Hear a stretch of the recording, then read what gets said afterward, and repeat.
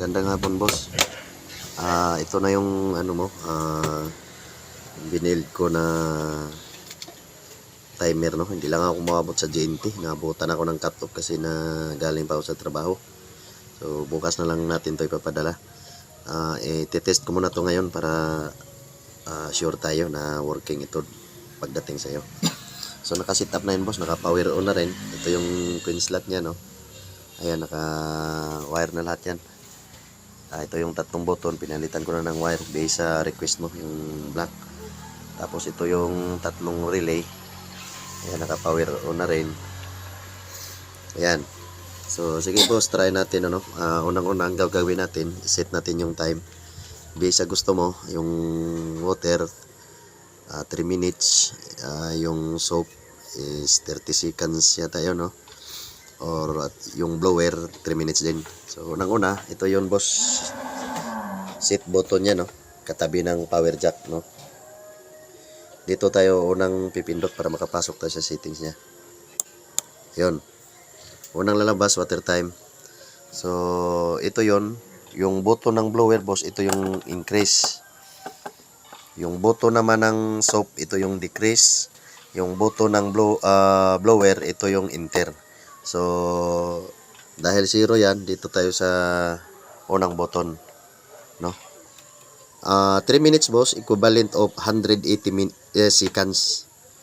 Yun ang 3 minutes, no, kasi sa seconds ko lang to ginawa ng time na iset. So isang minuto 60 seconds. So 3 minuto times 3, 180 seconds. So sige, lagyan natin sa 180. Mabilis lang naman yan, boss, kasi post mo lang, hold mo lang siya, tuloy-tuloy naman yan. Ilagay natin sa 180 seconds, no, para lalabas niyan is 3 minutes.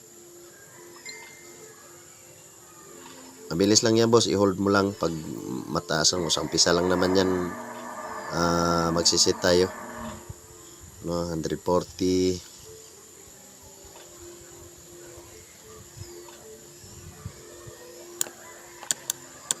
Yun, 180.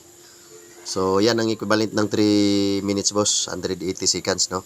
So pag okay na yan, pindutin mo yung button ng enter para mag-proceed siya doon sa soap time. So ang soap time 30 seconds lang yun, di ba? Baguhin mo na lang kung gusto mo. Dito pa rin tayo sa plus button, ano. So 30 seconds.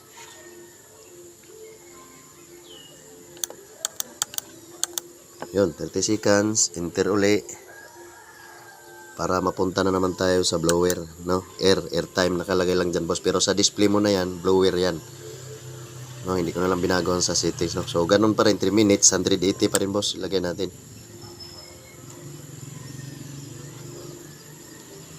So bukas na lang to natin ipapadala, boss, kasi kinapos talaga ako ng oras.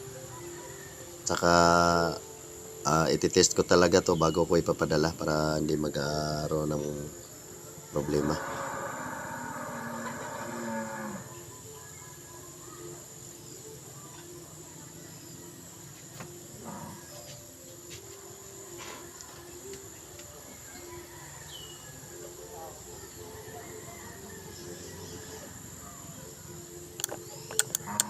Yun.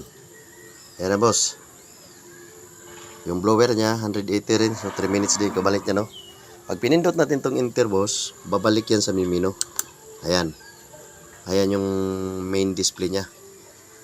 So ang gagawin natin yan, katulad natin ko sa video, nakita mo, pag ganyan na set mo na lahat, tapos bumalik na sa main menu, ang gagawin mo, boss, i-reset mo lang.